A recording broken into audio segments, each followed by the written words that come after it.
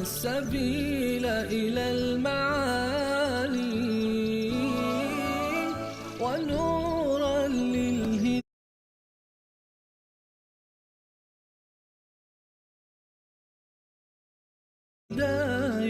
والبيان.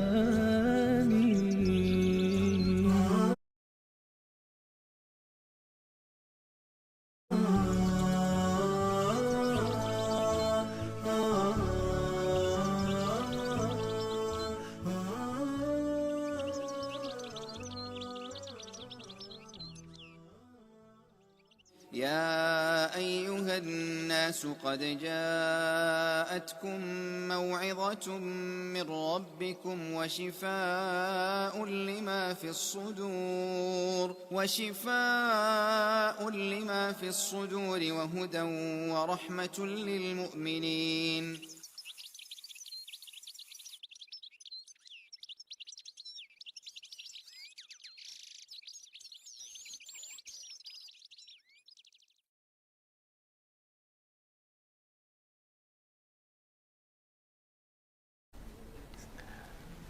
بسم الله الرحمن الرحیم. الحمد لله رب العالمین و صلاة و السلام علی سید الانبیاء و المرسلین و علی آله و صحبه اجمعین. بینندگان عزیز و گرامی، السلام علیکم و رحمت الله و برکاته. باز هم با نسیم رحمت در خدمت شما عزیزان هستیم. برنامه‌ای که انشاءالله امیدوار هستیم در خدمت جناب حضرت مولانا سلام عابد باشیم و همچنین در طول ماه مبارک رمضان هم به یاری الله سبحانه و تعالی این برنامه ادامه پیدا بکند در ماه قرآن، در ماهی که در آن شبی است که بهتر از 1000 ماه است، ماهی که در این ماه مبارک قرآن کریم منشور زندگی، این دستور اخلاق و اعتقاد و راهنمای همه انسانها به سوی سعادت و فوز و فلاح و رستگاری نازل شده است. چون کم کم به ماه مبارک رمضان نزدیک می شویم، امروز با جناب حضرت مولانا صحبت داشتیم در مورد اینکه فرمودن که از همین امروز بیایید که وارد درس های قرآنی شویم. خیلی خوشحال شدم و میدانم که شما عزیزان هم از این خبر خوشحال می شوید که از امروز به بعد برنامه ما انشاءالله برنامه های قرآنی است و با این کتاب مقدس و با این دستور زندگی بیشتر آشنا شویم و از علم و تجارب و سخنان زیبای جناب حضرت مولانا هم استفاده بکنیم و امیدوار هستیم که از جمله کسانی نباشیم که رسول الله صلی الله علیه و سلم از آنها شکایت کردند که این قوم من قرآن را مهجور قرار دادند. الله سبحانه و تعالی قرآن را بهار دلهای ما بگرداند و از صحبت‌های جناب حضرت مولانا مستفید شویم و در این مجالسی که مجالس ذکر است و بالاترین ذکر کلام الله سبحانه و تعالی است که ترجمه می شود و تفسیر می شود و در مورد آن صحبت می شود. جناب شیخ خوش آمدید به برنامه خودتان. تشکر استاد. الله مطالبتان بکنند. زنده و سلامت باشید. بسم الله الرحمن الرحیم. الحمد لله والصلاة والسلام على اشرف الانبیاء والمرسلین حبیبنا و سیدنا محمد و علی آله و صحبه و لمن دعا بدعوته الى یوم الدین. اما بعد، اعوذ بالله من الشیطان الرجیم. بسم الله الرحمن الرحیم. الحمد لله رب العالمین و خیر العاقبة للمتقین ولا عدوان الا علی الظالمین. استاد عزیز، بسیار زیاد خوش هستم که الحمدلله باز هم تانستیم امروز هم با یمن الهی لحظات هم در خدمت دوستان باشیم. همونطور که شما فرمودین، ماه مبارک رمضان در شرف آمدن است. زیبا خود بود که ما این ایام خجسته که یقینا ایام بسیار با عزتی است، بله، ایره با وارد شدن در قضایای قرآنی با هم به بحث بگیریم. درست. روی اساس میخوایم امروز یک چند نکته مشخص را در رابطه به تعریف قرآن کریم، اسمای قرآن کریم و چگونه قرآن نازل شده و برای چی نازل شده درست. و چی فلسفه و حکمتش در نزولش نهفته است و چی آدابی را یک مؤمن در خلال بودن با قرآن کریم را داشته باشد کم کم سر صحبت بکنیم. با وصفه که میدانم که این قضایه را بارها مسلمان ها شنیدن، ولی باز هم ضرورت است که فذکر فإن الذکری تنفع المؤمنین. پس میگم که قرآن در رابطه به این کلمه دو نظر در بین علما هستند. یک تعداد علما میگه که قرآن در حقیقت مصدر است. درست. و وقتی که این تحلیل را میکنن بعد میگن که از قرائت گرفته شده. درست. و به معنای کتابی که خوانده می شود و تلاوت می شود. در سوره مبارکه قیامت هم به همین عنوان آمده: ان علینا جمعه و قرآنه فاذا قرأناه فاتبع قرآنه. یعنی پیامبر علیه السلام که جبرئیل بهش قرآن می گفت یک نوع تشویش داشت که نشه کدام جایش از فراموش شود. الله متعال بر فرمود که ببین گوش بده چیزی که جبرئیل امین میگه: ان علینا جمعه. جمع کردن قرآن کریم در سینه تو کار ما است. درست. و بعد و قرآن و تلاوت از او به زبان تو این کار ماست.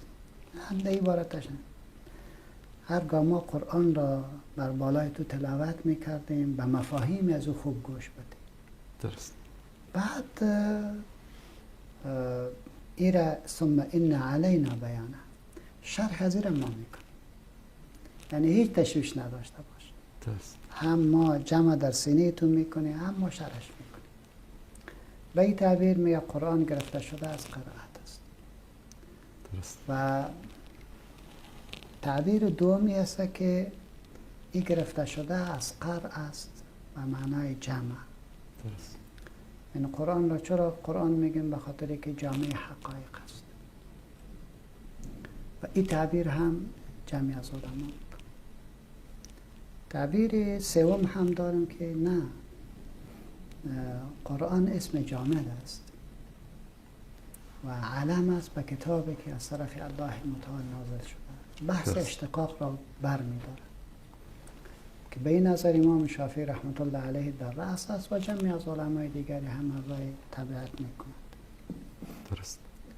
در رابطه با معنای اصطلاحی قرآن کریم همین تعبیر را میکنه که کلام منزل الهی است. درست. که توسط حضرت جبرئیل امین علیه السلام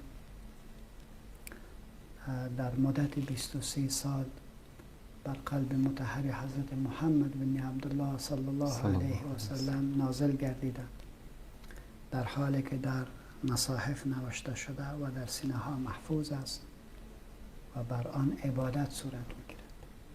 درست. این تعریف فکر میکنم خوبترین تعریف، اگر تعریف دیگری باشد بله. گزیدهش امی خواد بود. بعد طبیعیست که هر کتاب من حیث کتاب از خود صفات هم دارد و نام هم دارد. درست. قرآن هم به عنوان کتاب الهی که اساس و مرجع است برای ما شما صفات بسیار زیاد دارد، در حدود بیش از 90. ولی اسمایش را علما محدود کردن، میگه شاید 4 اسم داره قرآن کریم. مهمترینش خود همین کلمه قرآن. شهر رمضان الذي انزل فیه القرآن. پس این نام است که واضح در قرآن کریم تذکر یافته و هر مسلمان را که بگی چه غیر مسلمان قرآن جا به جا در ذهنش همین مصحف مبارک الهی به نظرش میرسه. دوم نام به نام فرقان است. تبارک الذی نزل الفرقان علی عبده لیکون للعالمین نذیرا. و سوم نامش کتاب است. الف لام میم ذلک الکتاب لا ریب فیه هدی للمتقین. و چهارمش ذکر است. انا نحن نزلنا الذکر و انا له لحافظ. بعد دیگهش فکر میکنم کلش صفاتی است برای از این کتاب عزیز الهی. بعد یک بحث داره، ما در وقتی که طلبه بودیم میگفتیم که هر کتاب من حیث کتاب یا هر علم من حیث علم از خود موضوع غرض دارد. پس موضوع قرآن کریم چی است و غرض قرآن کریم چی است؟ جمعی از علما و مفسرین به این رفته که موضوع قرآن کریم توحید است و غرض قرآن کریم فراخواندن مردم به مسئله توحید است تا مردم الله را بشناسد و به سوی او تعالی برگردد. و جمعی از دلایل را در رابطه به این موضوع ما داریم که الله متعال می‌فرماید که و ما ارسلناک من قبل و ما ارسلنا من قبلک من رسول الا نوحی الیه انه لا اله الا انا فاعبدون. همه انبیا که پیش از تو بودن اونا را نفرستاده مگر به این که بگویند و فرا بخوان مردم را به اللهی که نیست معبود بر حق جز او و این درس را برشان بدهد که تنها مرا عبادت بکنید. روی این اساس دوم موضوع که توحید شد، غرضش هم فراخواندن مردم به سوی توحید است. درست. نظر دوم در بین علماست که دیگه این نظر را غالبا سید حوا در تفسیر الاساس فی القرآن مطرح میکنه و جمعی از علمای معاصر هم سر از این تاکید میکنن که قرآن کریم موضوعش که از انسان است. درست. و غرضش و هدفش مسیر دادن به این انسان است تا به وجه بهترش با خود و با خالقش و با مخلوق زندگی کنه. درست. این دوم نظر است. والله اعلم این نظر خوشم آمده.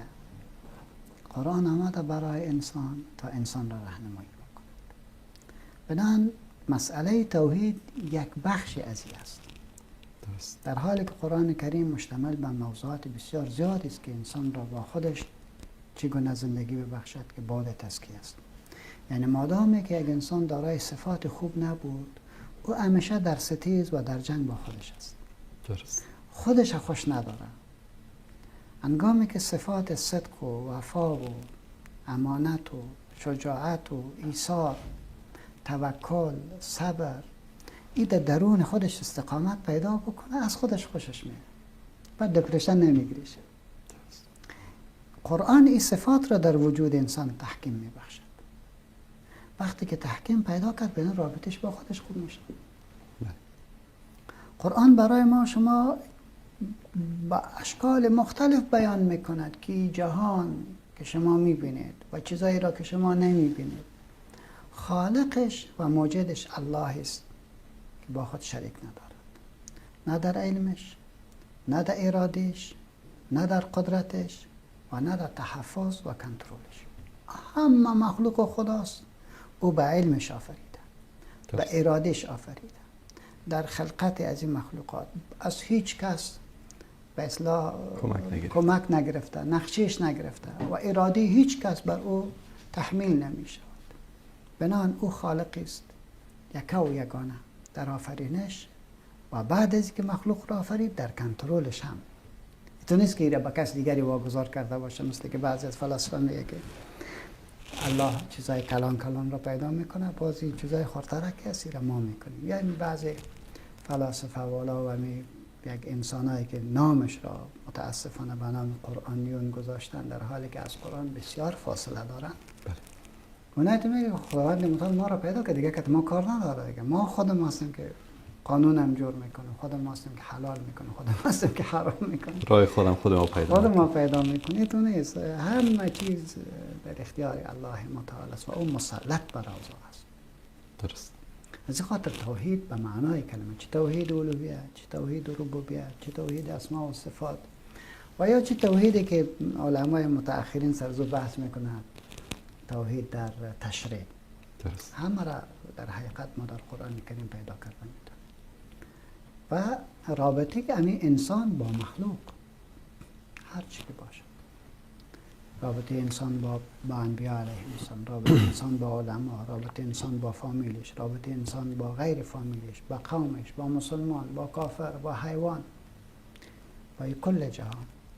از این خاطر قرآن کریم کتاب است که موضوعش انسان است و غرضش هدایت بخشیدن و راهنمایی کردن برای انسان که زیبا زندگی بکنه با خود، با الله و با مخلوق. بنابراین وقتی که از بدو خلقت بشریت الله متعال انسان را تنها نگذاشته، برای از او نقشه زندگیش داده، چون انسان محدود بود اما احکام هم محدود بود. انگامی که انسان طرف رشد می رود، طرف تعالیم می رود، طرف ساختن می رود، خواسته هایش بیشتر میشه، نبی میاد، رسول میاد، نبی میاد، رسول میاد، قوانین تغییر میکنه. ما میبینیم که رسول 313 هستند و انبیا بسیار زیاد هستند، زیرا یک قانون که میاد برای شرح از او، برای تغییر و توضیح از او، برای بحث گستره که ما در بحث فقه اسلامی خواندیم که مجتهد مطلق و مجتهد در مذهب و مجتهد در مسئله، همین رقم بودی است که انبیاء و زمان هم در تشریع که رسول آورده بودن برای مردمشان بیان حکم شرعی را توضیح میدادن، تا ای که انسان به حد رسید، به حد نبوغش که دیگه یک قانون باید سرش حاکم شود و این قانونی که برش داده می شود طور زیبا باید بوده باشه که بتانه به بهترین وجه انسان را در هر سه محور باید هدایت بدهد و راهنمایی بدهد. این تو کتاب عظیم الهی میبینیم که 3 مرحله به اصطلاح نزولی دارد. یک مرحله نزولی که الله متعال این کلام را در لوح محفوظ جای میدهد و بل هو قرآن مجید فی لوح محفوظ. مرحله دومی است که از لوح محفوظ به آسمان دنیا، یعنی در بیت العزت، در اوجا جای به جای می شود که رب العالمین از او هم اشاره داره که انا انزلناه فی لیلة القدر و ما ادراک ما لیلة القدر لیلة القدر خیر من 1000 شهر تنزل الملائکة والروح فیها بإذن ربهم من كل امر سلام هي حتى مطلع الفجر یا شهر رمضان الذي انزل فيه القرآن هدى للناس وبينات من الهدى والفرقان ومن شهد منكم الشهر فلیصوم. این نقاطی است که کلش دلیل بر است که قرآن از لوح محفوظ به بیت العزت آمد. مرحله سوم که است مرحله نزول قرآن کریم از بیت العزت است به قلب مطهر رسول الله صلی الله علیه و سلم که نجما کم کم به حسب مقتضای ظروف جامعه انسانی به او نازل شده و رب العالمین به او اشاره نزل به روح الامین علی قلبک.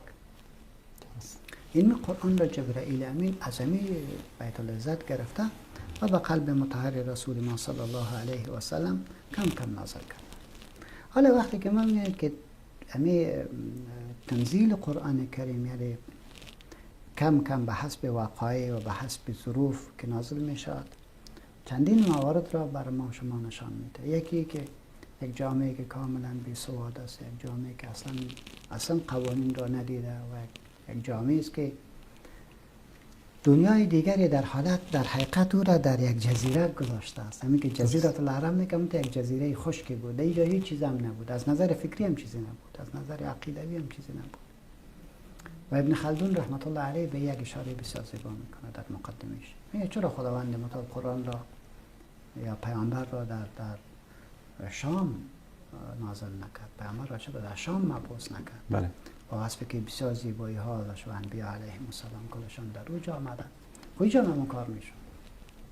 یعنی که نه، استعداد، یعنی قرآن کتاب الهی است و پیامش مستقل است.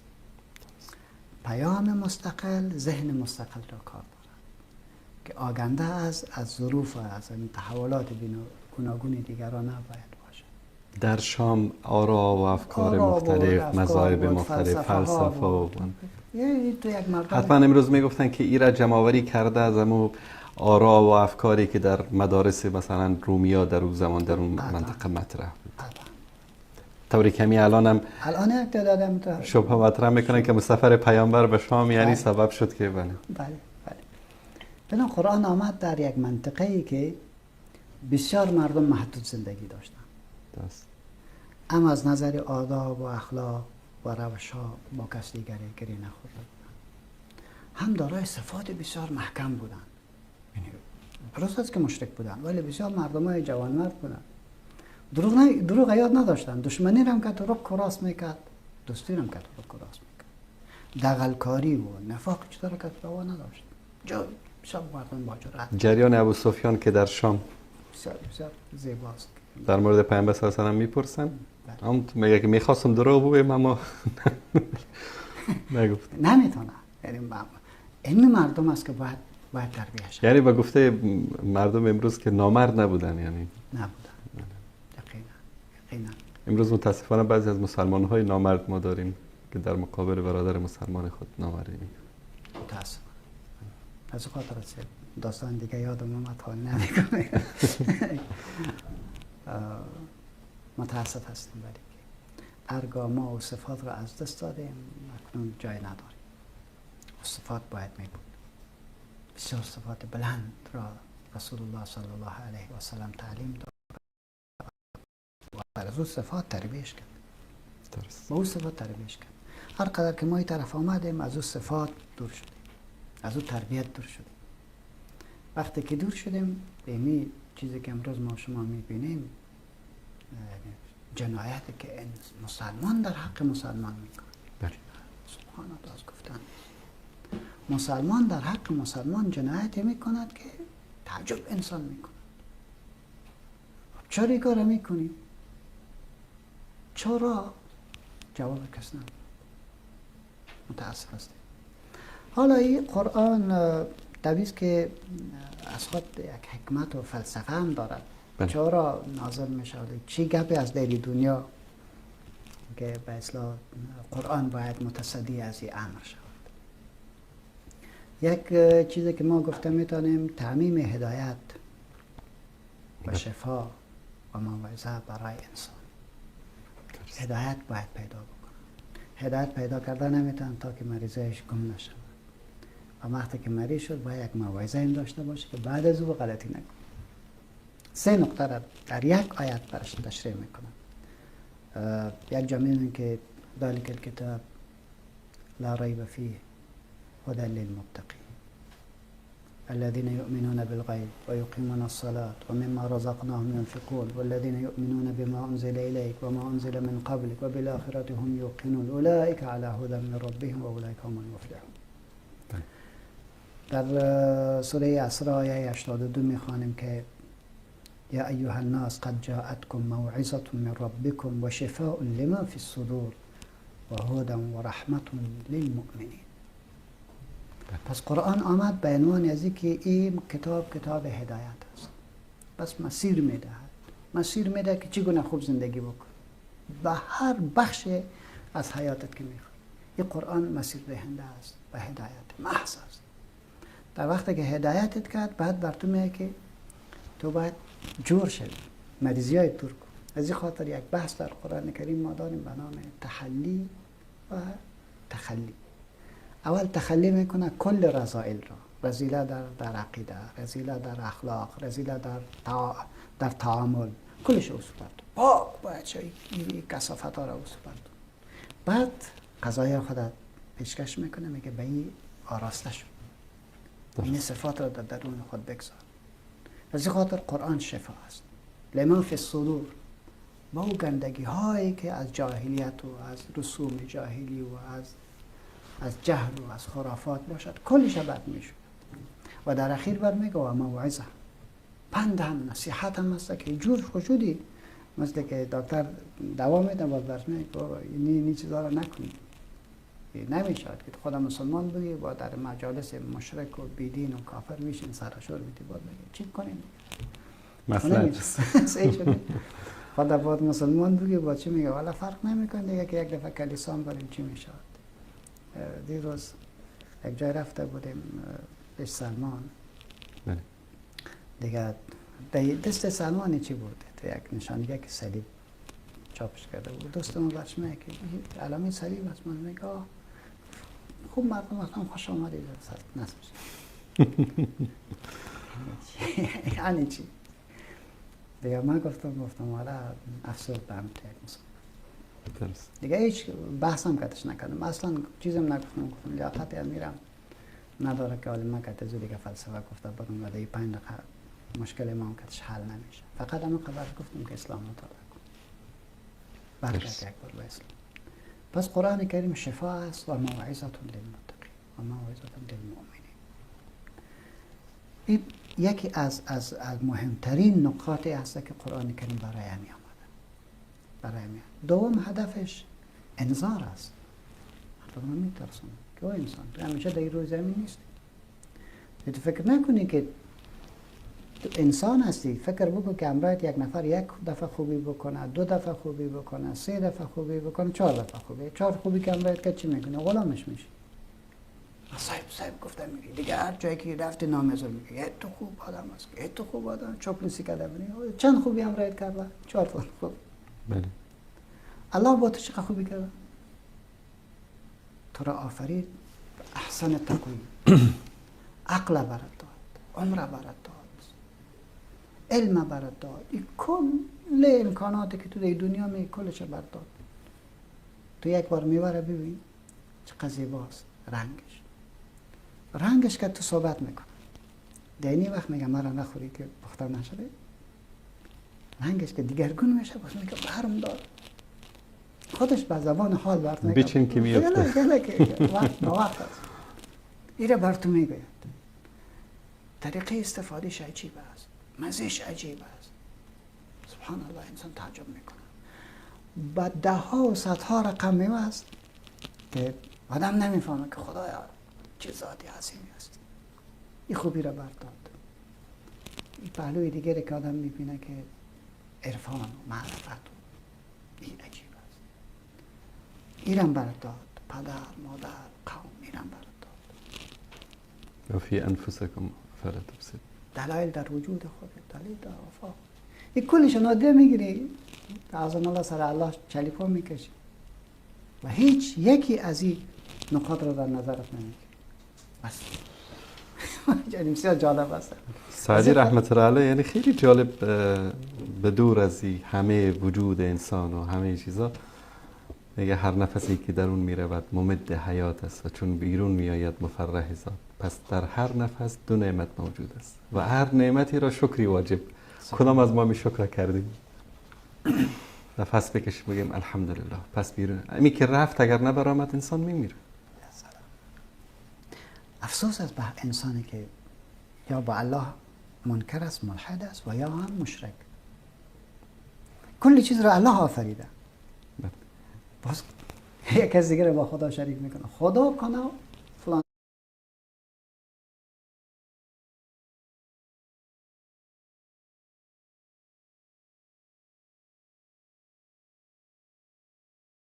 نکن. او بیدار چی میگه؟ به چی چټیات شروع کرد؟ یعنی الله بر تو از رگ گردن کرده نزدیکتر، از پدر و مادر کرده سر تو مهربانتر و در دل چیزی بگرده او میداند. ولی مشکل در بین تو و در بین الله چی هست که یک بار میری او تو بعد از او باید با خدا برمیگرد. اسلام آمد تا رابطه با قرآن تنظیم بکنه که قرآن میگه تو هستی خدا هست. او آفرید بنام با او ارتباط بگی. مرا بخوان انگار با خدا صحبت کردی. ادعونی استجب لکم. ادعونی نون وقای ضمیر متکلم مفعول به است، دلیل به تخصیص است. ادعونی استجب لکم. تنها و تنها مرا بخوانید من اجابت دعایتان رو میکنم بدون فاصله. یعنی در نماز هم چی میخوانیم؟ ایاک نعبد و ایاک نستعین. میگه وقتی که مفعول مقدم شود باز دلیل به تخصیص است. اصلا نعبد و ایاک است. او را مقدم میکنه. ایاک نعبد و ایاک نستعین. تو میگه خاص داره عبادت میکنیم و خاص از تو نصرت میخوایم و کمک میخوایم. همین نمازه که سلام داد باز از جاش میخیزه یا پیر یا علی. لا حول ولا قوة الا بالله. این از این که حتی قرآن کریم چی است؟ با بیان عظمت الهی بله. انسان را انذار میده. تبارک الذی نزل الفرقان على عبده لیکون للعالمین نذیرا. تبارک الذی، مرجع خیر و ذات است که نزل الفرقان، نازل کرد کتاب را که حق را از باطل چی کرد؟ جدا ساخت. نزل الفرقان علی عبده، بر بنده خود که در بیان از تو هیچ چیز نخواست. لیکون للعالمین نذیرا، تا این کتاب تا به روز قیامت چی باشد؟ انذار دهد جامعه انسانی را، عالم را، و تو جزش هستی. سوم، کتاب نازل شد و برای بشارت. بله. اوجا انذار کرد ولی بشارت میدهد. هدن و بشرا للمؤمنین، اما هدایت است و هم مژده است برای مؤمنان. در سوره مبارکه نمل آیه 2 میخواد. هدن، قرآن چی است؟ مایه هدایت است. اوش کن دیگه طرف نریم، این کافی است برای تو. و بشرا للمؤمنین، مژده هم است برای مؤمن. به چی مژده میده؟ در این دنیا با عزتت میکنم. کل چیزی که ما میگردیم به خاطر از اینکه ما با عزت شویم. لباس سر خود فکر میکنیم، خانه خود رنگ میکنیم، میخوایم چوکی های بلنده بگیریم، پول داشته باشیم و استازی کلش به خاطر این یک گپ است که ما با عزت باشیم. از این خاطر قرآن میگه با عزت میشی به واسطه قرآن. این مجرد میده. بدن کافی است. هدن، اما هدایت است برای می و مواصفاتی که تو میخوای، اما مژده است برای کامیابی تو. چهارم، مهمترین قضیه و فلسفه نزول قرآن کریم و حکمت نزول قرآن کریم او تدبر است. تدبر است که در آیه 29 سوره مبارکه صاد او را مطرح میکنه. کتاب انزلناه الیک مبارک لیدبروا آیاته ولیتذکر اولو الالباب. ما قرآن را نازل کردیم برای چی؟ کتاب انزلناه، کتابی که ما نازلش کردیم. ببینید کسی دیگری در این دخل ندارد. تو نمیشه کسی دیگری در این مداخله کرده باشه. الیک، به سوی تو ای پیامبر، زیرا هیچ کس از تو که در خوب نیست. در مخلوق به رسول الله صلی الله علیه و سلم کسی نمیرسه. اشرف مخلوقات. سبحان الله. کتاب انزلناه الیک، برای چی؟ مبارکون، مرجع خیرم است. اما برکت مادی و معنوی در این کتاب است. این کتاب را نازل کردیم لیدبروا آیاتی، تا تدبر بکنن، تفکر بکنن، بیاندیشن در آیات است. در آیات قرآن بیاندیشن. عجیب بیاندیش که انشاءالله یک بحث ما شما در باب اعجاز قرآن کریم خود داشتیم. درست. که تدبر بکنیم. اگر از غیر الله نازل لوجدوا فیه اختلافا کثیر. اگر از غیر الله می بود، هر کتابی که شما در طول تاریخ بخوانه از خود نسخه ها داره. درست. هیچ کتاب را پیدا کرده نمیتونه. این بخاری شریف بگیریم، از خود 6 نسخه داره. یک نسخهش با دیگر نسخه فاضل‌ها داره. یک چیز پیش شده، یک چیز پس شده. یک حدیث مکمل است، یک حدیث غیر مکمل. درست. هر کتابی که در روی زمین بگیری، ما میتونیم که نسخه شده. بتیم که یک نسخه با نسخه دیگری تفاوت دارد. این چه کتابی هست که در کل دنیا بگرد هم یک نسخه دارد. از این خاطر قرآن کریم لیدبروا آیاتی. دو کتاب در دنیا که کتاب هست در یک وقت کار میده بسیار مهم، در یک وقت دیگری باز کار نمیده. کتاب طب که نوشته شده مثلا 50 سال پیش، در 50 سال پیش خیلی کار میده. اکنون کسی رو میخونه؟ نمیخونه امروز. همین الان تحقیقات علمی حرفی که یک هفته قبل میزنن گاهی اوقات نقض میکنن. یک چیز رو میگه امی هست، کاملا سرش 100% میگه امی هست. 2 سال بعد ببینی بازو رو تخته هم میکنه.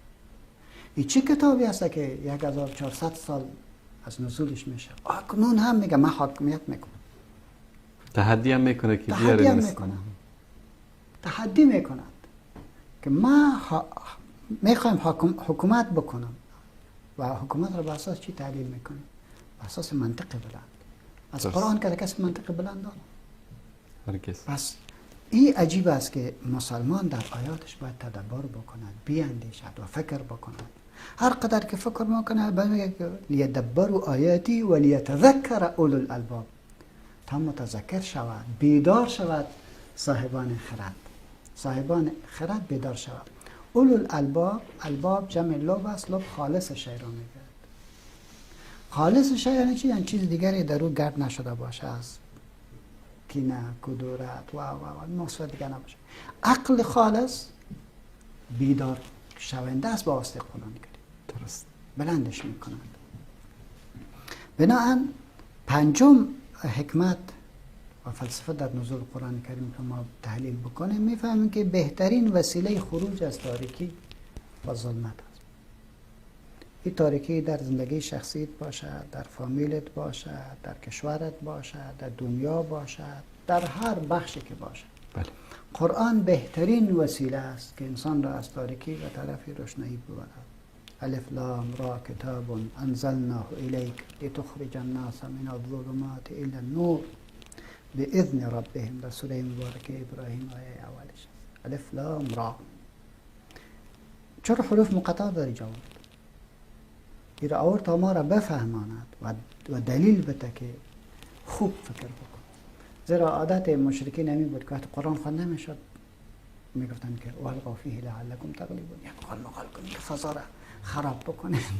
قرآن آمد از حروف مقطعات استفاده. الف لام را چپ شدن. یعنی چی؟ یعنی که چپ شدن کتاب انزلناه الیک، کتاب است که نازل کردیم با سوی تو. برای چی؟ لتخرج الناس من الظلمات الی النور باذن ربهم الی صراط العزیز الحمید. این پیام ها بسیار جالب است استاد، بسیار جالب است. از این خاطر قرآن کریم به عنوان یک کتابی که خودش برای ما شما حکمت و فلسفه نزولیش را شرح میده. اگر ما به او مراجعه بکنیم همه چیز خلاص میشه. و آخری تحلیلی که گرفتیم، قرآن آمده برای از که نزاع را در بین ما ختم بکند، اختلاف را در بین ما ختم بکند. این محیم، این مسلط بر اوضاع است. درست. این مرجع است. کل گپ داده اینجا بگیم. حل اختلاف در سوره مبارکه نمل آیه 64 میخوانیم و ما انزلنا علیک الکتاب الا لتبین لهم الذی اختلفوا فیه و هدی و رحمت لقوم یؤمنون. کتاب چرا کتاب است که ما نازل کردیم درباره لتبین لهم الذی اختلفوا فیه، تا با واسطه قرآن آنچه که اینها در بینشان اختلاف میکنه او را برش واضح میکنه. آنچه که اختلاف هست قرآن کریم در برنامه میگه که هرگاه اختلاف پیدا بکنیم پس برگردیم به سوی چی؟ به سوی کتاب و سنت. درست. به او برگردیم. اونجا که برگشتیم موضوع حل میشه. حلال همه مشکلات. حلال همه مشکلات. و نزلنا الیک الکتاب تبیانا لكل شیء، تبیانا لكل شیء و هدی و رحمت و بشری للمسلمین. هر چیز را بیان کرده است. حلال حرام بیان است. درست. خیر و شر بیان است. حق خودت و حق مخلوق بیان است. حق خودت حق خدا بیان شده، حق خودت حق پیغمبر بیان شده. کل چیز دارید. تبیانا لكل شیء، لكل شیء. هر چی که میخوای در قرآن کریم است. از این خاطر حضرت عبدالله ابن عباس رضی الله عنه و ارضاه یک شخصیت عجیبی است. یک حدیثی دارم بسیار جالب است. حضرت عبدالله ابن عباس رو خارزاده حضرت میمونه بود. درست. این مبارک میگه ما به خالم گفتم که خاله جان چی میشه که یک اجازه بدین که ما شب بیایم در خانه خودت و عبادت رسول الله صلی الله علیه و سلم که شب میکنه امو را یاد بگیرم. درست. یعنی حرصش رو سعی کنه. و این به رسول علیه السلام تعویض که قصه را میکنه برش میگه بیایم. یک بالشت است دراز. در اینجا حضرت رسول علیه السلام سر خود را میگذاره پای را این طرف میگذاره. در این بخشش حضرت عبدالله سر مگذره اون طرفش مگذره و این نوجوان خانه میکنه. یک کسی اخیر شب از رسول علیه السلام میخیزه. وقتی که میخیزه بیرون میشود، حضرت عبدالله ابن عباس میدود کوزه را از آب پر میکنه، بسیار با عدد پیش روی رسول علیه السلام میگذاره. پیامبر خدا که میاد پیش کوزه است، آب آمده است، وضو میگیره و این متوجه است که چی گونه وضو میگیره. وضو که خلاص عبدالله هم وضو میگیره. میایه که رسول علیه السلام به نماز ایستاده است. این میایه پشت رسول علیه السلام ایستاده همیشه. پیامبر خدا دست آدم مبارک میبره، ویری از گوشش میگیره در جوار ایستاد میکنه. دست کیلا میکنه، این باز پشت سر میکنه. باز پیامبر خدا دست میبره، ویری از گوشش میگیره جوار ایستاد میکنه. دست کیلا میکنه، باز پشت سر میبره. نماز خلاص میکنه، بعد میگه عبدالله تو را در جوار خدا آوردم، چرا عقب رفتی؟ میگه که یا رسول الله به عبدالله نمیزود که در پهلوی پیامبر ایستاده شود، او باید پشت پیامبر باشه. دو کار میکنه، دو کار. یک خدمت میکنه گذر عذاب، دو ادب را رعایت میکنه. وقتی که رعایتش میکنه پیامبر دستش بلند میکنه، میگه که اللهم علمه الفقه و تأویل. خدایا برای فقاهت بده، یعنی عمق قضیه را برش بده، عمق قضیه را در فهم بده. از خدا در باب پرسان که میکنه که اذا جاء نصر الله والفتح، این برای چی نازل شد؟ حضرت عمری پرسان میکنه، صحابه کلش یک به دیگه چی میشه؟ استغفار میکنه برای از این نازل که رحلت پیامبر را برای ما شما میده. حضرت عمر میگه باور کاملا من میدانست، یعنی امین برداشت، امین تفسیر بود. اون مبارک میگه که اگر قمچینم گم شوه از قرآن پیداش میکنه. سبحان الله اینجا فکر بکنه. و ده تفاسیر، ده قضیه ازی هست که موضوعات پیش میشه و واقعا به قرآن مراجعه کرده و از قرآن گرفتش حل اختلافات را و خودش. روی اساس وقتی قرآن کریمه که و انزلنا علیک الکتاب تبیانا لكل شیء و هدى و رحمة و بشرى للمسلمین. کتابی عجیبی است، کتابی عجیبی است. از این خاطر اگر ما به قرآن مراجعه بکنیم، قرآن حل اختلاف رو بر ما میده و زیبا میده و مقبول میده. و طبیعی است که قرآن کریم توسط حدیث رسول الله صلی الله علیه و سلم شرح شده. واضح است که حدیث رسول علیه السلام شرح قرآن کریم است. درست. و بر ما واضح شرح شده. این کتاب با این زیبایی‌هایی که دارد، با این مقبولی که دارد، جمع هم دارد و نمی‌فهم که اگر فتره میگیریم که بله، اگر که لطف بکنید که چون که بحث جمع قرآن کریم کمی طولانی تر است، یک میان برنامه کوتاه میگیریم با اجازه شما و بعد از اون دوباره در خدمت بینندگان عزیز و گرامی خواهیم بود با برنامه نسیم رحمت، قرآن منشور زندگی. با ما همراه باشید.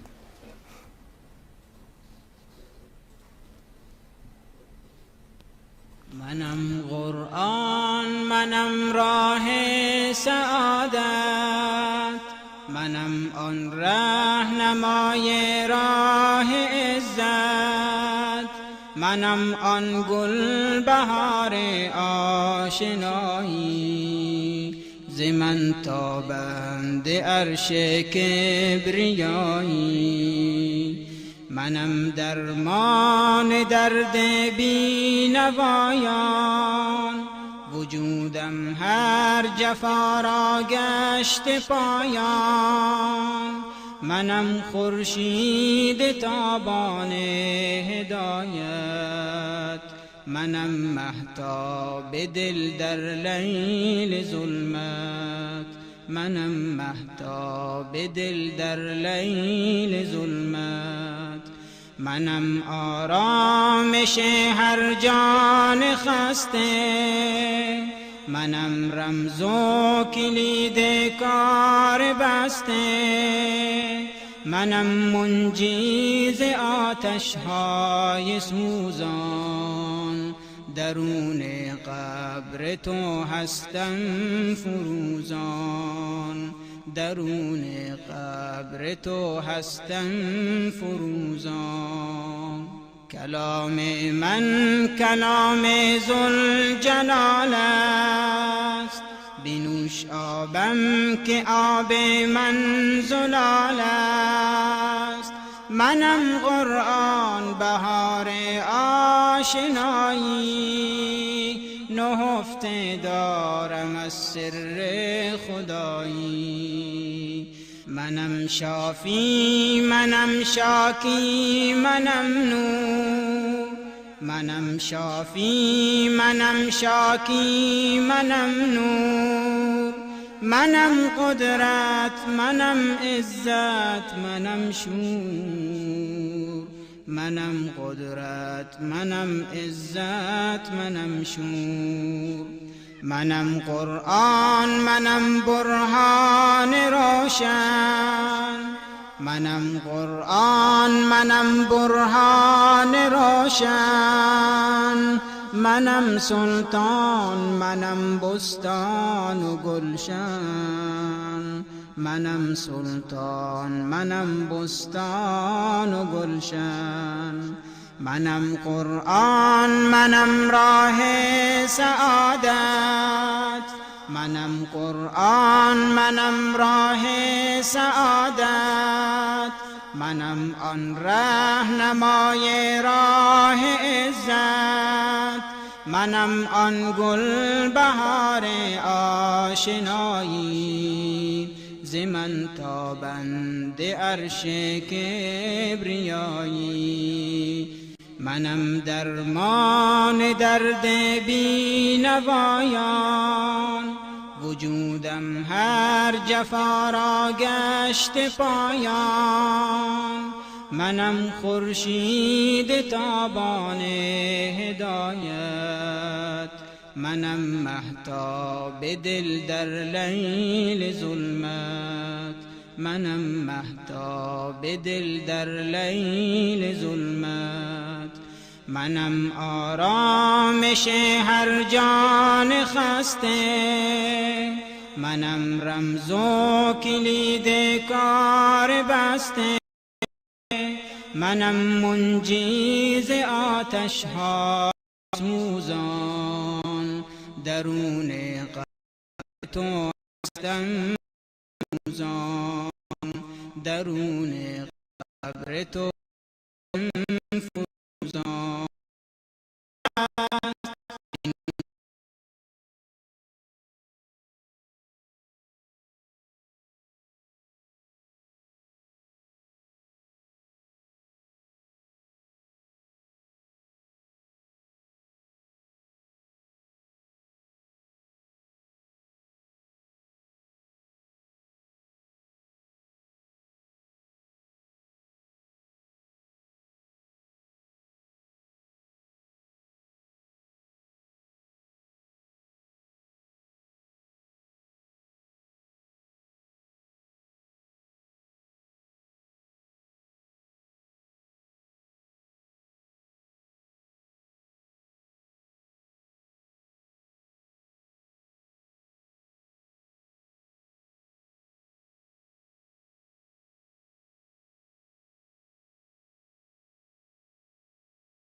آبم که آب من زلال است، منم قرآن بهار آشنایی. نهفته دارم از سر خدایی.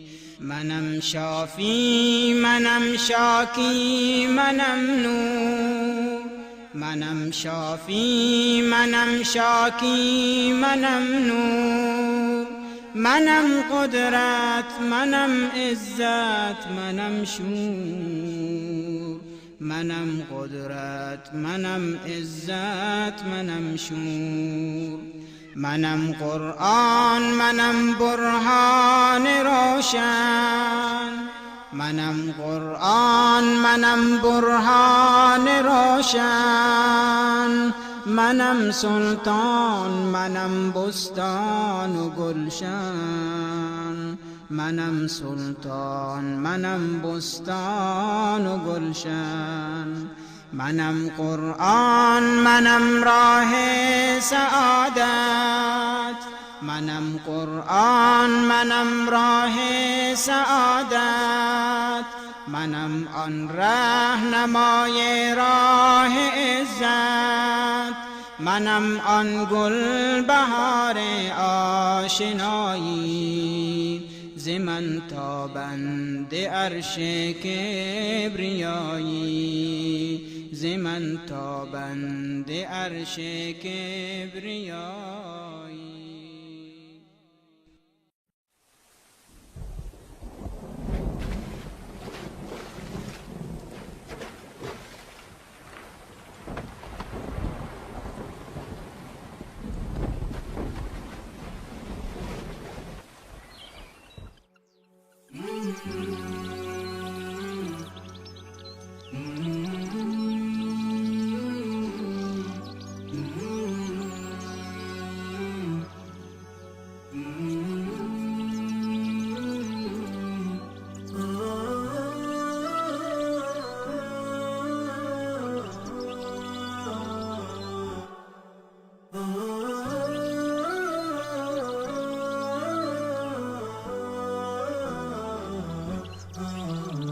نداء الحق صوت قد شجاني، وبلغني الحقيقة والأماني، وكان لي السبيل إلى المعالي، ونورا للهداية والبيان.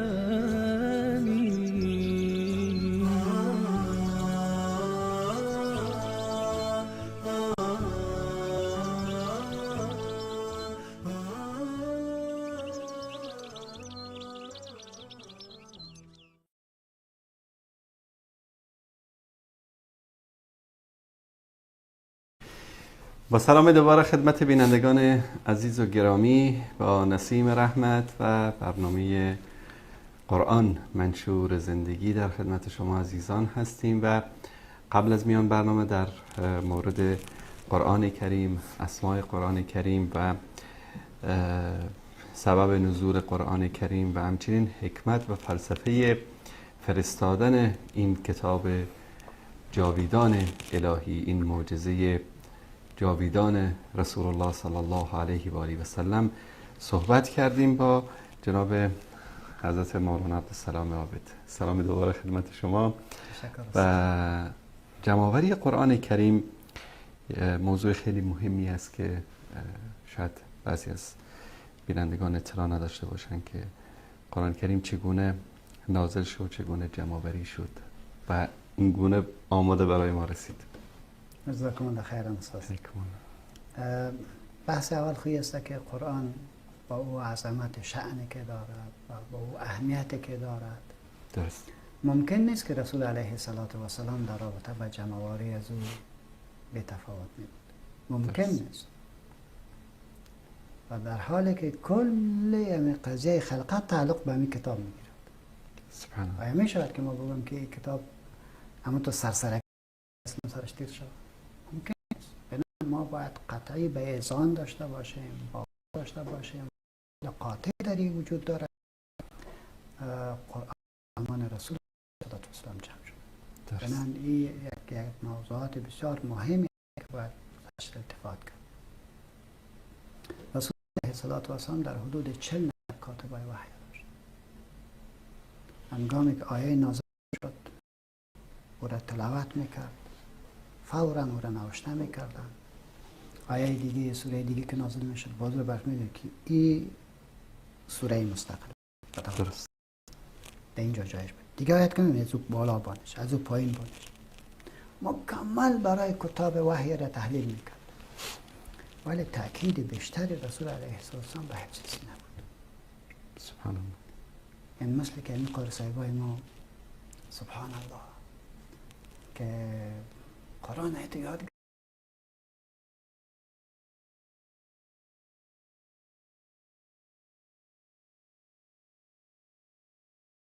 گرفتن ما مولای چندان قرآن خوب نمیخوانیم نه باز ما که قرآن بخوانیم باز یه قاری یک دیگه تسعی میکنم که اینجا خراب کرد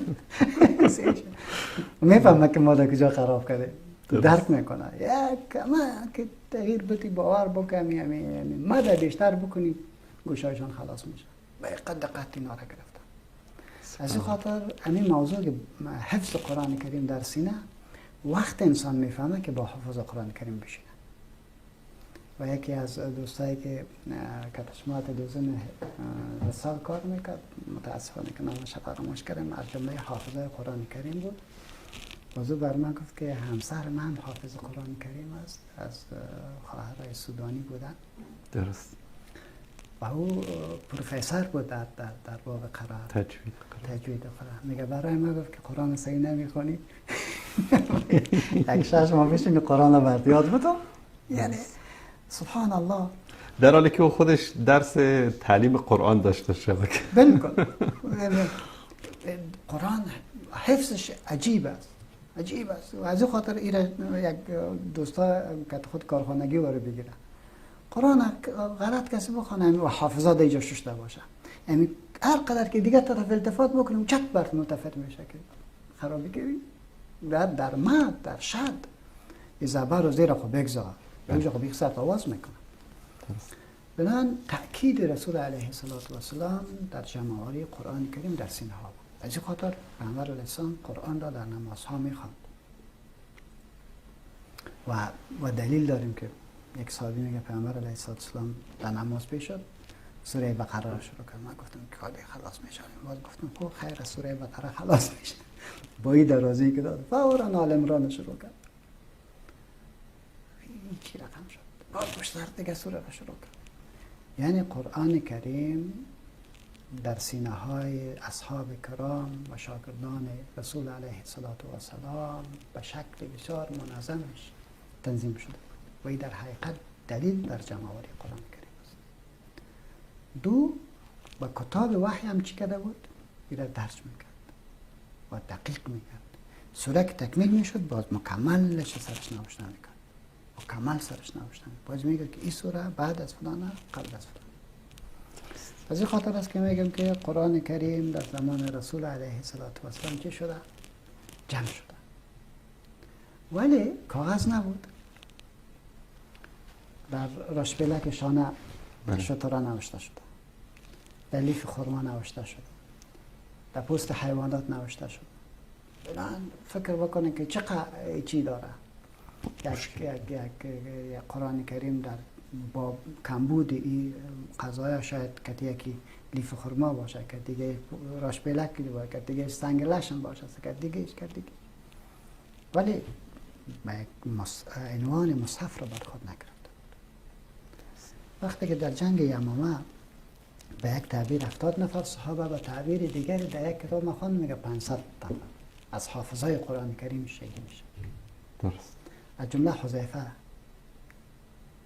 او حافظ قرآن کریم بود که پیامبر رسول قرآن از او میشنید او هم شهید میشه شهادتی از این شخصیت ها یک تشویشی را ایجاد کرد که حضرت امیرالمؤمنین عمر رضی الله عنه آمد پیش حضرت ابوبکر صدیق گفت باید قرآن کریم را در یک مصحف واحد بیاریم درست و او گفت که چگونه ما کار را بکنیم که پیامبر علیه السلام کار نکرد و او گفت که در خیر است درست تأکید حضرت ابوبکر صدیق میگه الله سینه ما را خلاص کرد به این امر وقتی که خلاص میکنه حالی کی متصدی از این امر باید باشد که قرآن کریم را جمع کنند بعد یک لجنه را حضرت ابوبکر صدیق توظیف میکند و در رأس از او یک جوانی که به حافظه از او به درایت از او همگی میفهمیدند که زید بن ثابت یعنی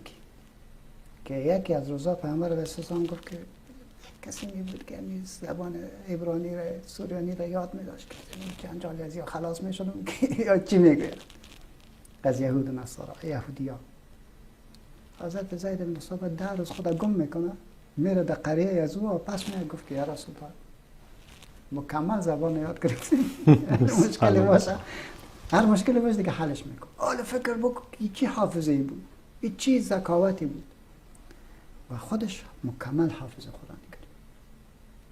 اینی جوان میگه که با این حفظی که تو داری و کل همین جامعه مدینه و مسلمان تو را به عنوان حافظ و به عنوان انسان بی‌نهایت زیرک میشناسه، در رأس از این لجنه باشی. عبدالله ابن زبیر را شامل میکنه، سعد ابن ابی وقاص را شامل میکنه. این کسایی هستند که هم حافظ هستند و هم حافظی بسیار جالب دارند. هم کاتبین وحی بودن و هم جمله کاتبین وحی بودند. در پهلوی کاتبین وحی بسیار حافظی قوی داشتند، بسیار یعنی حافظه عجیبی داشت. از هر کدامش تاریخ نقل میکنه که چی حافظه قوی از اینا بود. درست. این لجنه کار میکنه، بعد یک سلسله قواعد هم میگذاره. خودشان حافظ قرآن کریم، خودشان کاتبای وحی. میگه که هر کسی که از قرآن کریم چیزی داشته باشد او را به ما بسپارد. یک نفر میگه مثلا پستی که در قرآن کریم را از زبان رسول علیه السلام گرفت مرا میاره، باز میگه که خب بخوان، میخوانه که چیزی که در حفظشان هست عینی چیز است، باز برش میگه که دو دانه شاهد بده. خودشان هم حفظ دارد، درست. سر زود هم میخوانه این چیز است، باز هم میگه شاهد بده. شاهد که نبود ردش میکرد. سبحان الله. دو شاهد که میآمد، یکی از روزا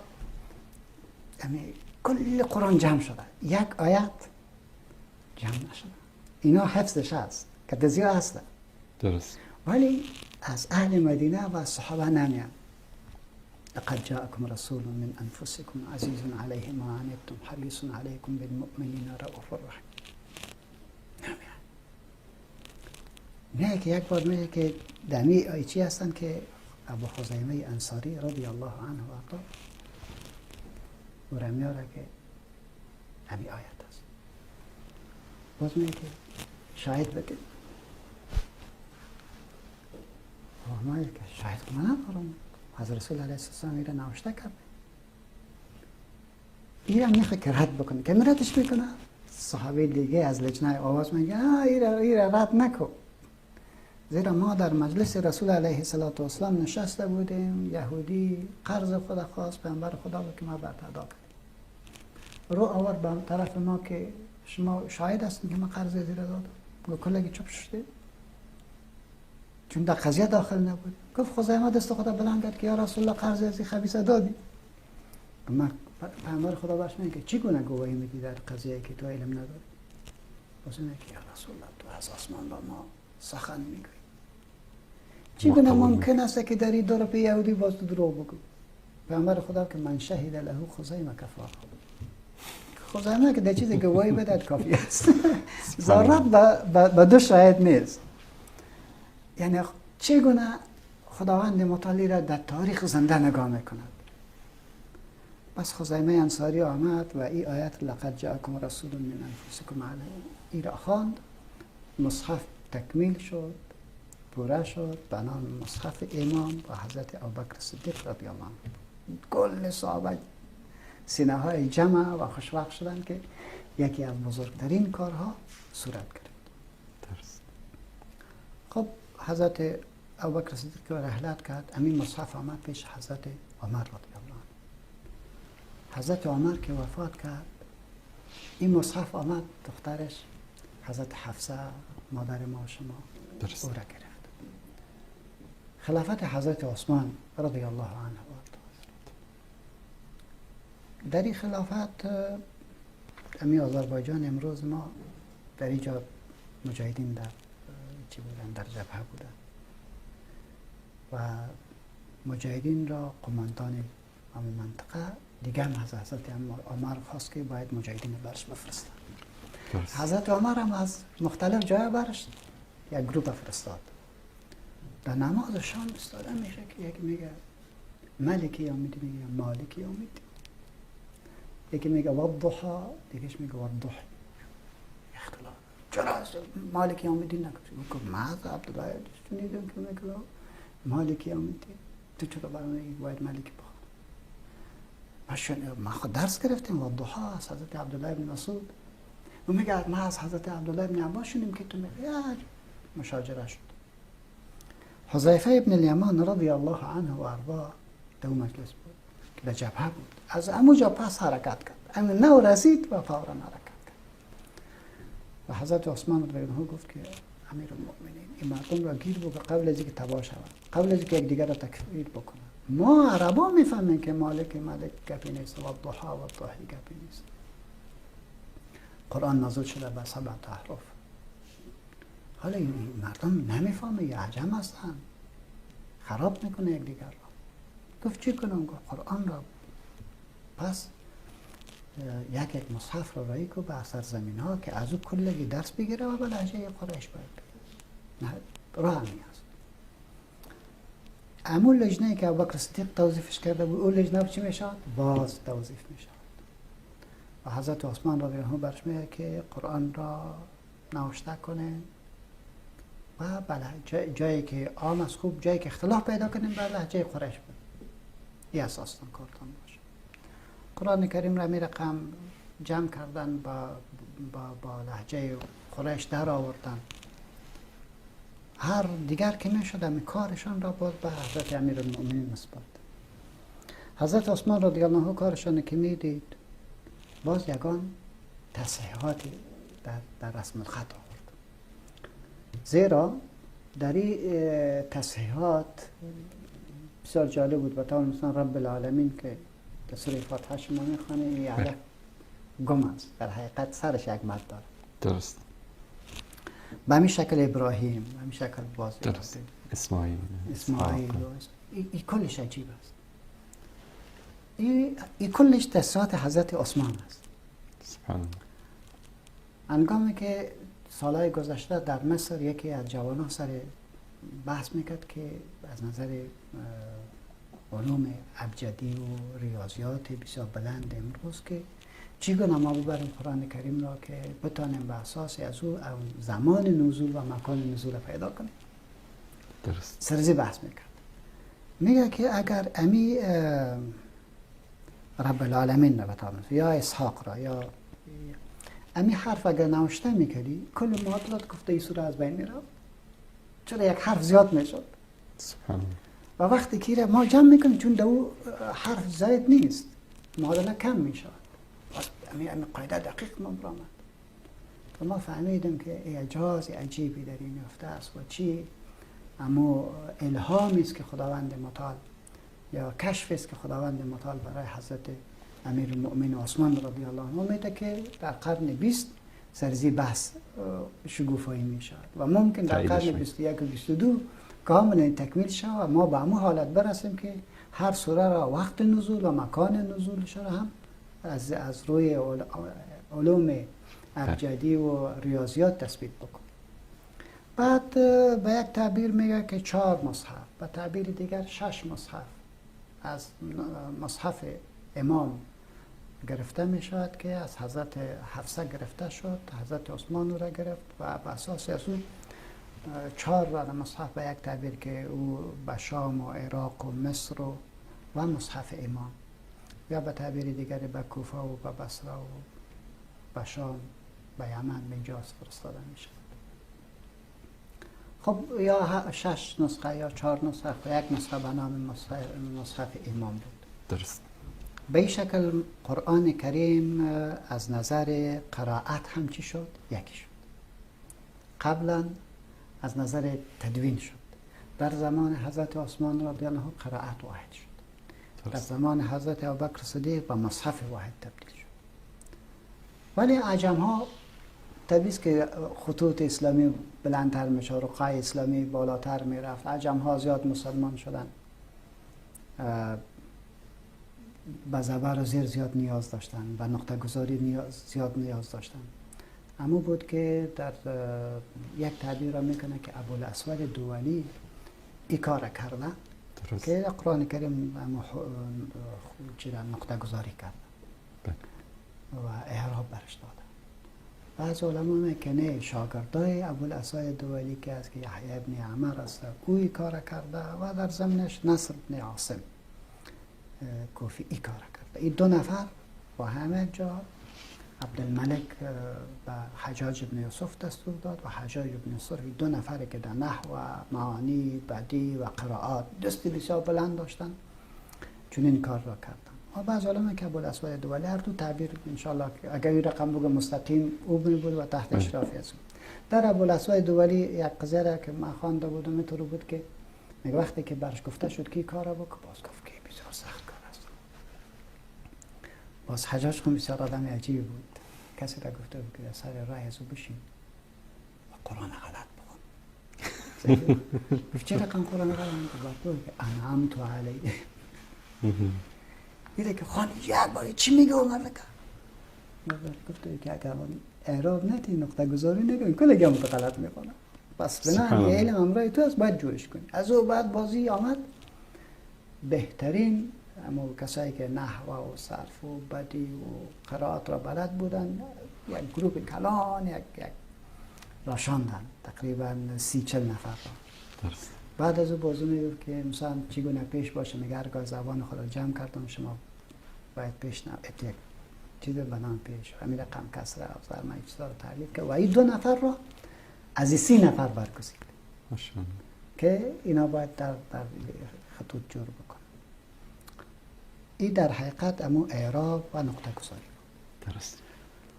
پس آن بعض چیزهای دیگری هم در طول مدت در تبعات قرآن کریم بخاطر که زیباییش بیشتر بدهد و مسلمانان در حفظ قرآن کریم به اصلاح در داشته باشند بعضی چیزها را از سلف گرفتن. مثلا ما بین قرآن کریم 30 جز است. این در حقیقت امو نقطه است که حضرت امیرالمؤمنین وقتی که با ابی بن کعب که در ماه مبارک رمضان قرآن کریم را برشان بخوان سر از جمعش بکن، این وقت تلاوت حضرت ابی بن کعب بود. از خاطر اجزا افضا می شود. و احزاب در خاطر که میگن 7 حزب است، در حقیقت قرآنی که در یک هفته کسی تلاوت میکرد و اساس از او تعلیم میشه. و امی نقطه که تا میگیم این کلش در حقیقت امو ادبیات زمان بود که تحلیل میشد.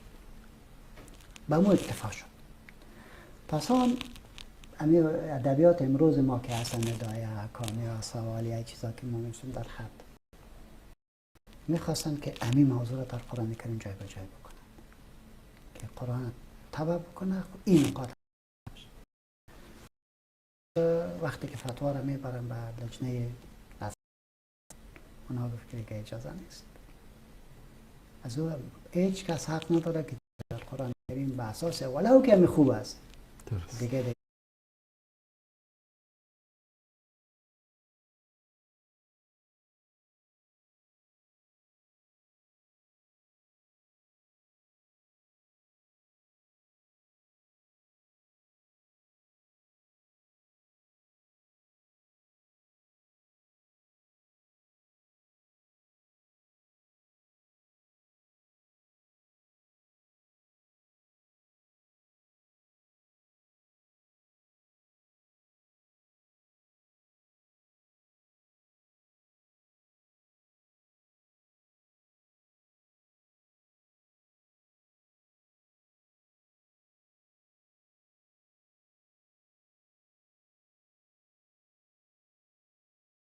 دست بزنند کافی است.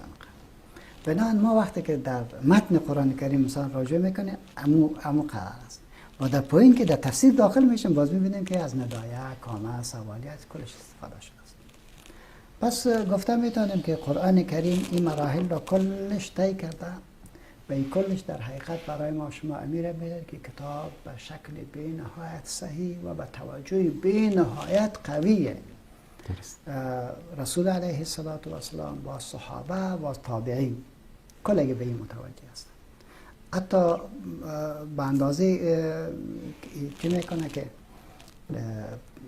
یعنی حجاج ابن یوسف خودش حافظ قرآن کریم بود و به حد این مرد از سر قرآن کریم از نظر تلاوت و حفظش مسلط بود که بعض مردم نمیگه که بخوان قرآن کریم رو از آخر بخوان که من حفظ تو را ببینم. چطور میدونی خدا؟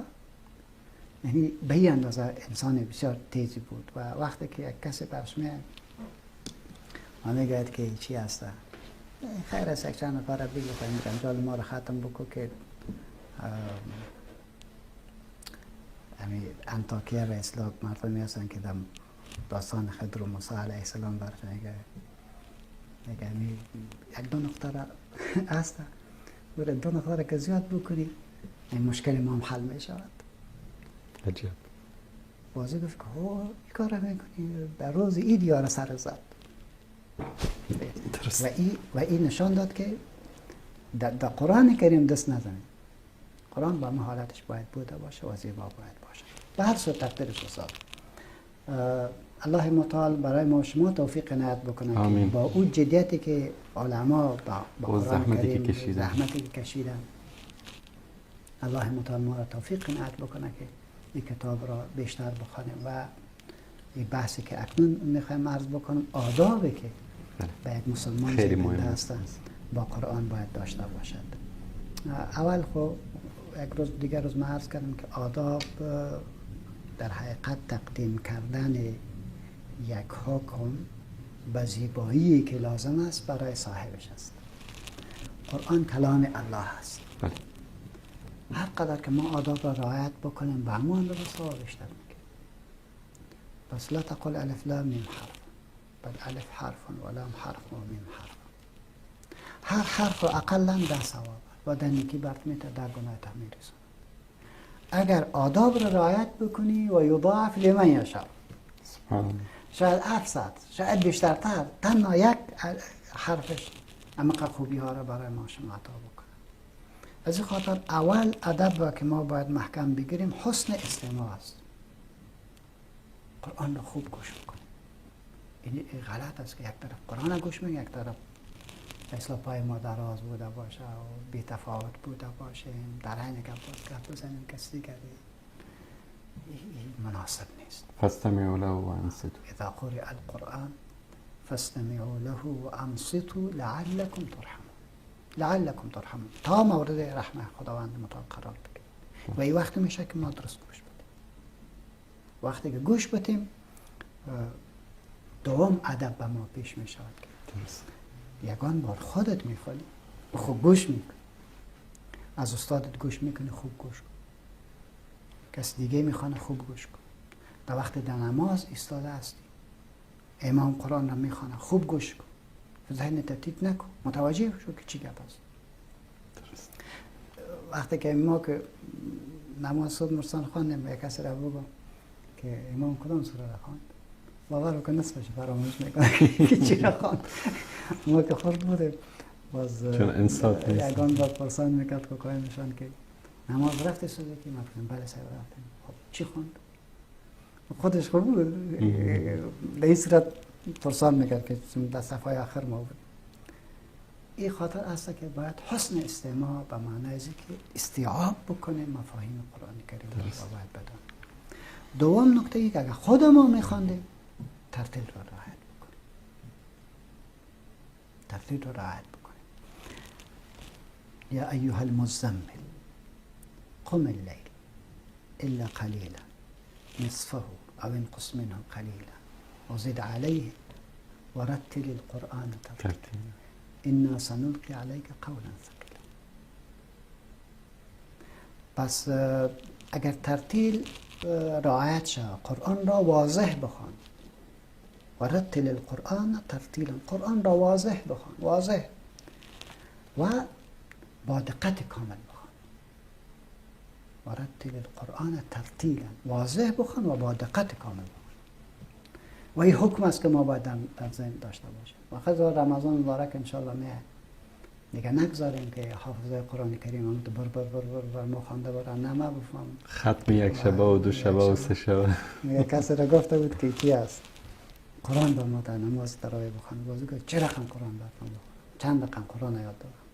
یک رقم قرآن میخوان که نه من میفهم شما خوبی که نمیفهم من نمیفهم. یک رقم میگه که من میفهم خود شما نمیفهمید. یک رقم میگه که خود من میفهم شما خوبی تو نمیفهم. پس از همون رقم برش قرائت باید بکنه که هم خود حافظ باید بفهمه تدبر فهم و هم مقتدی ها باید خوب بشنن. یعنی حداقل از یک جز تجاوز نکنند. خب اینا ما قید برش نمیکنم، خدا کنه که 4 جز بخونه، خب صحیح خوب بخونه، درست. صحیح شده. من دوست دارم استاد که یعنی این مساجد را زنده نگاه کنیم. درست. یعنی به این معنا اگر ما در وقت تراویح یعنی یک میزه بگذاریم، در اونجا بهترین چای را بگذاریم، در اونجا قهوه را بگذاریم، در اونجا بازی کیکای خوبش را بگذاریم، در اونجا یعنی چیزی را آماده بکنیم. 4 رکعت که خوانده یک تفریح بدیم، نیم ساعت تفریح بدیم، 20 دقیقه تفریح بدیم، مردم چای بخوره، صحبت در بینشان بکنه، باز ساعت شود دیگه. در این صورت تا پس شوی خوانده بره. یعنی ما چی مشکل داره که خودن 4 پاره خوان، 5 پاره خوان، کم خوان، زود خوان. مهم است که قرآن را زود نخوانم، مهم است که رکوع سجده را درست باید بگیریم. فرق در بین نماز نکنه در از نگاه خواندن قرآن کریم که تراویح از زودش میخوان. ادب سوم استاد تفکر در معانی قرآن کریم است. ما در معانی قرآن کریم باید دقت بکنیم. الله میفرماید کتاب انزلناه الیک مبارک لیدبروا آیاته ولیتذکر اولو الالباب. تدبر قرآن الله چی برما گفت؟ از خاطر میگه چی بود اصحاب کرام رضوان الله علیهم اجمعین وقتی که گفته میشه یا ایها الذین آمنوا میگه ما آماده میشون که آل رب ما چی دستور میده که این کار را انجام بده یا این کار را انجام بده. آماده بودیم مطلق. تدبر بکنین که چی مرض در تو هست که باید جور شود. تدبر بکن که چی فرصت ها تو داری. تدبر بکن چی مشکلات تو داری. کلش یک پای دیگری باید در حلالش باید فکر بکنی. درست. 4 ادب عمل به قرآن کریم، تحکم به قرآن کریم و تحاکم به سوی قرآن کریم. هم قرآن را حاکم بگردان و هم مشکلات به قرآن برگردان. هر دو کار بکن. تحاکم هم باید بکن. الله متعال سوره مبارکه نساء آیه 5 میفرماید که انا انزلنا الیک الکتاب بالحق لأیش لتحکم بین الناس بما اراک الله. لتحکم بین الناس به اساس قرآن فیصله کن. بنان ما وقتی که مشکل پیدا میکنه نمیشه که ما باز بریم قوانین غرب و سر خود تطبیق بکنیم. نمیشه که ما به حکم غیر طاغوت بریم. این کارا نباید بکنیم. از خاطر قرآن بر ما امیر میخواهد و یکی از حفظ ادب با قرآن همین است. قرآن خود کتابی نیست که یا تمیز بکن. قرآن خود کتاب است که تو باید جامعه را سر زو بسازی. از خاطر که میگه کتاب انا انزلناه الیک الکتاب بالحق براستی لتحکم بین الناس بما اراک الله ولا تکن للخائنین خصما. یعنی قرآن باید قانون زندگی بشر باشه. قطعا قانون باید باشه. منهج است و این منهج خود نمیشه که ما در طاق نسیان بگذاریم. یعنی منهج نمیشه که تمام رو بوسی کده بریم بهتون تبرک بجویم اولادها را سرش قرار. درست. برای حاکمیت آورده. یا بعد از که کس مرد سر قبرش بخوانم. سر قبرش. من میگم سر قبرش میخوای نمیخوای خود اول خود سر عمل بکن.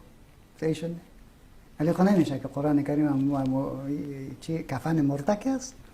مثلا 20 متر کفن که میاد استاد. بله. باید چی میکنه؟